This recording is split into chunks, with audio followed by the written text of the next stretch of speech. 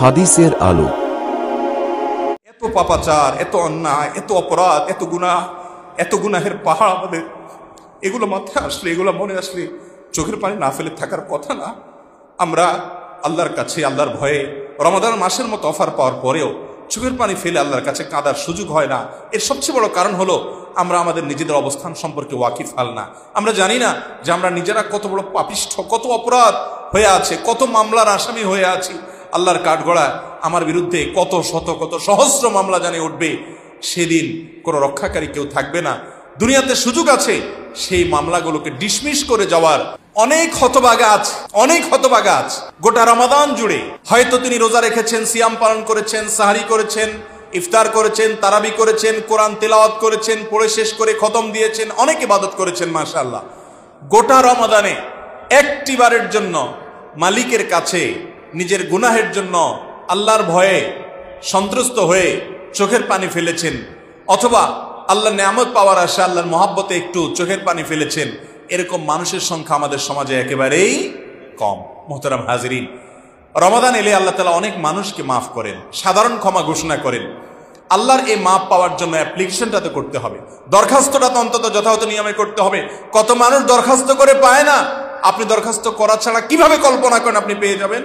অতএব ভাইরা আমার, রমাদান মাসকে অর্থবহ করার জন্য দিনভর আপনাকে দোয়া করতে হবে। সালাসাতুন লা তুরাদ্দু দাওয়াতুহুম, তিন ব্যক্তির দোয়া আল্লাহ ফিরিয়ে দেন না। এর মধ্যে এক ব্যক্তি হলেন আস-সায়েম হাত্তা ইফতির, রোজাদার ব্যক্তি, সিয়াম পালন করে ব্যক্তি ইফতার রাগ পর্যন্ত তার দোয়া কবুল হয়। আপনি সিয়াম রেখেছেন, রোজা রেখেছেন, রমজান মাস চলছে, আপনি কাজ করছেন, আপনি বাসায় যাচ্ছেন, আপনি কোনো ব্যস্ততার মধ্যে আছেন, জাগতিক কোনো কাজ করছেন, অবসর বসে আছেন, আপনি আল্লাহর সাথে একটু কথা বলেন, আল্লাহকে নির্জনে একাকী আল্লাহর কাছে মনের চাহিদাগুলো নিবেদন করেন, একটু আল্লাহর ভয়ে চোখের পানি ফেলে দেন। আল্লাহর ভয়ে চোখের পানি ফেলার যে স্বাদ, এই স্বাদ দুনিয়ার কোথাও নাই ভাইরা আমার। ডাকাতের ভয়ে, সন্ত্রাসীর ভয়ে, একজন খারাপ মানুষের ভয়ে যদি তটস্থ হয়ে আপনার ভয়ে চোখের পানি আসে, সেই চোখের পানি আসার ফলে মানুষের মধ্যে অস্থিরতা কাজ করে, ব্যাকুলতা কাজ করে। কিন্তু রবের ভয়ে যদি চোখের পানি ফেলা যায়, তাহলে সেক্ষেত্রে একজন মানুষের অন্তরে এক ধরনের প্রশান্তি অনুভব হয়, ফ্রেশনেস অনুভব হয়। একটু কেঁদে দেখুন, একটু আল্লাহর ভয়ে চোখের পানি ফেলার অভ্যাস করে দেখুন।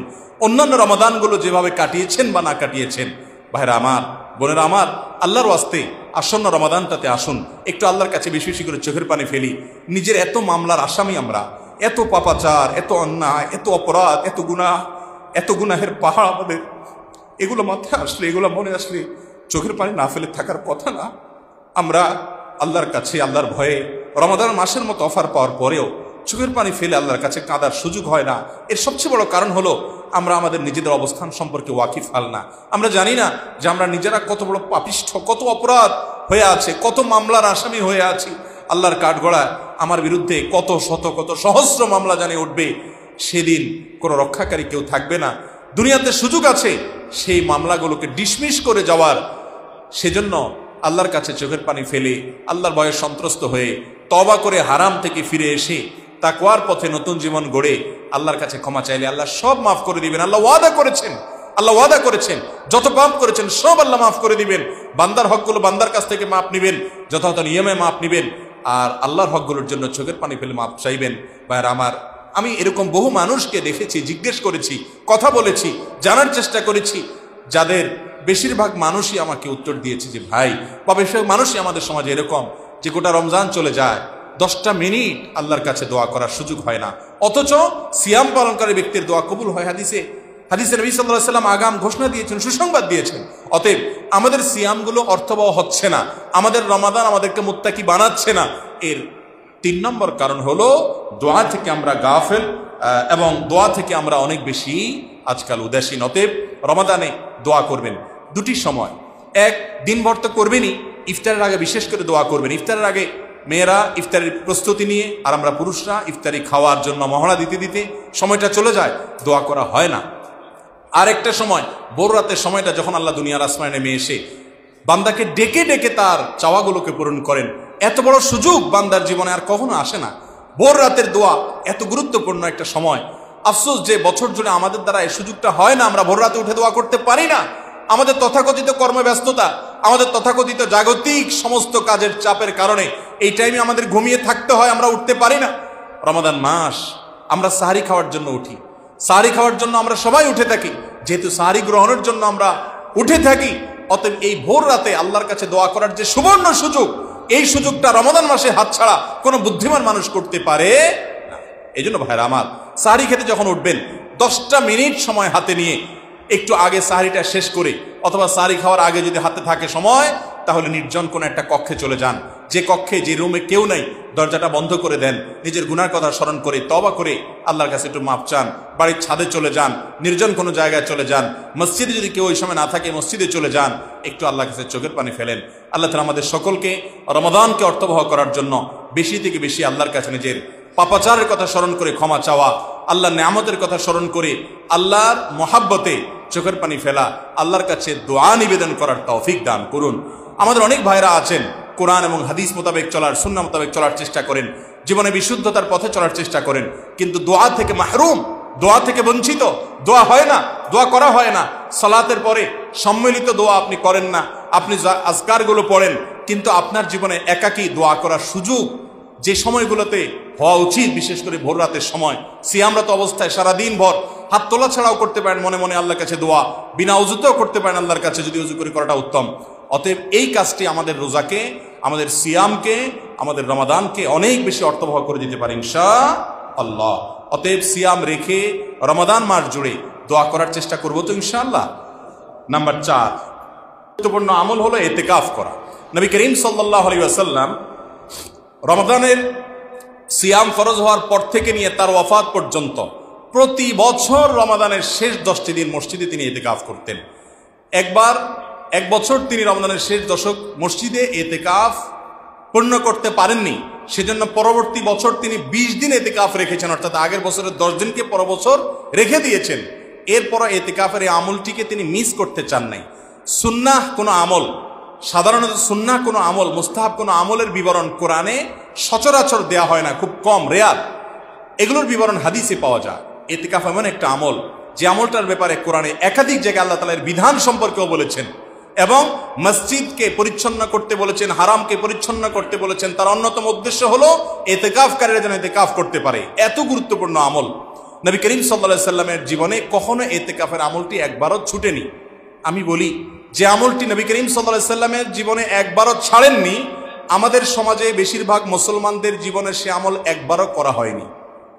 যে আমলটি নবীজি সাল্লাল্লাহু আলাইহি সাল্লাম কখনো ছাড়েননি, সে আমল আপনি জীবনে কখনো করেননি, আপনার চাইতে হতভাগার কে হতে পারে বলেন? নিজের শত্রুর সাথেও তো এরকম বৈপরীত্য মানুষের জীবনে থাকে। ভাইরা আমার, রমাদানের মাসের শেষ দশকে ইতিকাফটা কিরকম আমি বলি।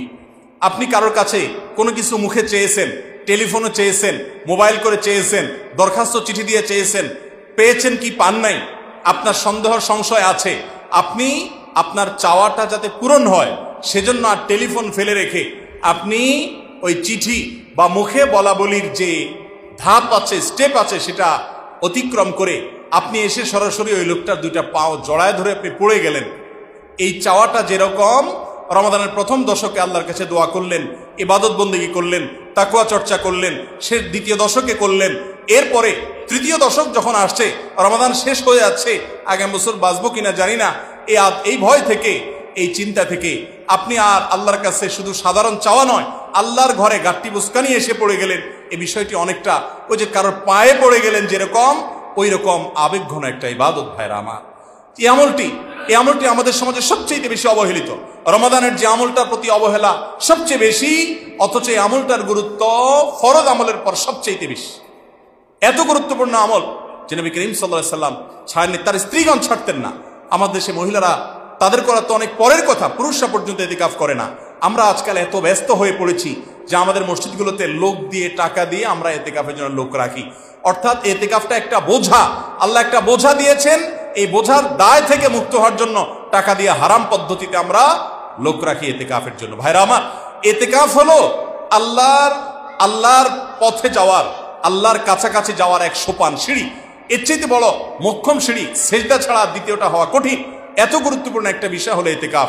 এটাকে আমরা আমাদের জীবনে হেলায়, এটাকে আমরা অবহেলা করে এটাকে দূরে সরে রাখছি এবং এটাকে আমরা পালন করছি না। ভাইরা আমার, ইতিকাফ এমন একটা আমল যে আমলের স্বাদ আপনি নগদ পাবেন। আমি সবসময় বলি, 3টি ইবাদতের স্বাদ একেবারে নগদ মানুষ অনুভব করতে পারে। তার একটি হলো ইতিকাফ, আরেকটি হলো সিজদা, আর হলো আরাফাতের ময়দানের দোয়া। আপনি ফিল করবেন ইনশাআল্লাহ। যে ব্যক্তি জীবনে একবার ভালোভাবে ইতিকাফ করতে পেরেছে, তার জীবনে দেখবেন ইতিকাফ আর সে ইতিকাফ ছাড়া থাকতে পারে না, ব্যাকুল হয়ে যায়। আমি বহু মানুষকে দেখেছি যে জীবনে ইতিকাফ উনি ছাড়তে পারেন না, ইতিকাফের স্বাদটা পেয়ে গেছেন। ভাইরা আমার, কেমন যেন গাট্টি বসকা নিয়ে আল্লাহর ঘরে আপনি চলে আসলেন, হাজির হয়ে গেলেন, অটোমেটিক আপনার আমল হবে, আপনার লাইলাতুল কদর পাওয়ার তৌফিক হবে। অতএব রমজানের শেষ দশায় ইতিকাফ করতে হবে। আমরা আজকাল অনেক ব্যস্ত ভাই, অনেক ব্যস্ত। আমি ছাড়া আমার ব্যবসা চলে না, আমি ছাড়া আমার প্রতিষ্ঠান চলে না, আমি ছাড়া আমার সংসার চলে না, কিন্তু আমার মৃত্যুর পর আমি ছাড়া সবকিছুই চলবে, হয়তো আমার চাইতে আরো ভালোভাবেও চলবে। যে ব্যক্তি মনে করে আমি ছাড়া চলে না, এই জন্য ইতিকাফে বসতে পারি না, তার জন্য ইতিকাফে বসা আরো বেশি আবশ্যক। কারণ সে এত বেশি দুনিয়াদার হয়েছে যে তার দিনের জন্য কিছু সময় ব্যয় করতে পারছে না। 350-55 দিন আপনি মিশ্র কাজে ব্যয় করেন, দিনের কাজ দুনিয়ার কাজ। 10টা দিন শুধুমাত্র আল্লাহর ইবাদতের জন্য। ফাইদা ফারাগতা ফানসাব ওয়া ইলা রাব্বিকা ফারগাব। অবসর হয়েছেন, আল্লাহর দিকে রুজু হন, এর নগদ স্বাদ আপনি পাবেন। ইতিকাফ যদি আপনি রাখতে পারেন, রমাদানের যে স্বাদ, রমাদানের যে তৃপ্তি, এটা আপনি পেয়ে যাবেন। ইন্নামাল আমালু বিল খাওয়াতিম। শেষ ভালো যার সব ভালো তার, শেষ দশক ভালোভাবে কাটবে। আর ইতিকাফে না বসলে আমাদের সামাজিক ব্যস্ততায় আপনি চাইলেও ইবাদত করতে পরিপূর্ণভাবে পারবেন না। কারণ আপনাকে গ্রামের বাড়ি থেকে ঈদ করতে হবে, 2 দিন যাবে পথে আসা যাওয়া, এরপরে গ্রামে গেলেন মানুষের সাথে কথাবার্তা, হাই হ্যালো, একদিন চলে যাবে। আপনার শেষ দশকের দিনগুলো বরবাদ হয়ে যাবে, যাওয়ার আগে প্রস্তুতির দিনগুলো নষ্ট হবে, ঈদের শপিং আপনার সময় নষ্ট হবে। আপনি ইতিকাফে বসে যান, সবই ঠিকঠাক মতো হবে, আপনার ইবাদতটা মাঝখান থেকে হয়ে যাবে, আর রমাদানটা সার্থক হয়ে যাবে। অতএব আমলটা করার চেষ্টা করবো তো ইনশাআল্লাহ। আল্লাহর ওয়াস্তে আমি বিশেষ করে তরুণ ভাইদেরকে বলবো, আপনারা ইতিকাফে বসুন প্লিজ। অনেকে মনে করে ইতিকাফে বসলে কোনো কথা বলা যায় না, বোবার মতো থাকতে হয়, আতঙ্ক বোধ করে, ভয়ে ইতিকাফ করে না। ভাইরা আমার, ইতিকাফটা এরকম আতঙ্কের কিছু আসলে না। ইতিকাফটা হলো রবের সান্নিধ্যে যাওয়ার এক বিরাট বড় সুযোগ। আপনি ইতিকাফ করে দেখেন, ফিলিংসটা অন্যরকম হবে। আপনি ইতিকাফে বসে একান্ত জরুরি প্রয়োজনীয় দুনিয়াবি কাজও করতে পারবেন। বাসা থেকে খাবার আনা নেওয়া করার মতো কোনো ব্যবস্থা নেই, কোনো লোক নাই, আপনি বাসায় গিয়ে খেতেও পারবেন। আপনি এটাকে বন্দি জীবন মনে করবেন না ভাইরা আমার। আর যদি বন্দি জীবন বলেনও এক অর্থে, যেহেতু মসজিদের বাইরে স্বাভাবিক কোনো কাজে যাওয়া যায় না, অর্থাৎ একান্ত প্রয়োজন ছাড়া, তো এটাকে আপনি যদি বন্দি জীবন বলেনও, মনে রেখেন কিছু কিছু বন্দিত্বের মধ্যে স্বাদ আছে যেটা মুক্ত জীবনের মধ্যে নাই। অতএব ইতিকাফ করার চেষ্টা করবো তো ইনশাআল্লাহ আমরা। ভাইরা আমার, আবার বলছি, 1টি বছর কষ্ট করে 10টা দিন ইতিকাফ করেন, আমার বিশ্বাস যদি আপনি একটু সঠিকভাবে ভালোভাবে ইতিকাফ করতে পারেন, এরপর আপনাকে ইতিকাফ থেকে কেউ দূরে সরাতে পারবে না, বিরত রাখতে পারবে না। এরকম একটা আমল চেষ্টা করবো তো ইনশাআল্লাহ। ইতিকাফ করতে পারলে আপনার রমাদান, আপনার সিয়াম সাধনা সার্থক হয়ে যাওয়ার সমূহ সম্ভাবনা এবং সুযোগ আছে ইনশাআল্লাহ।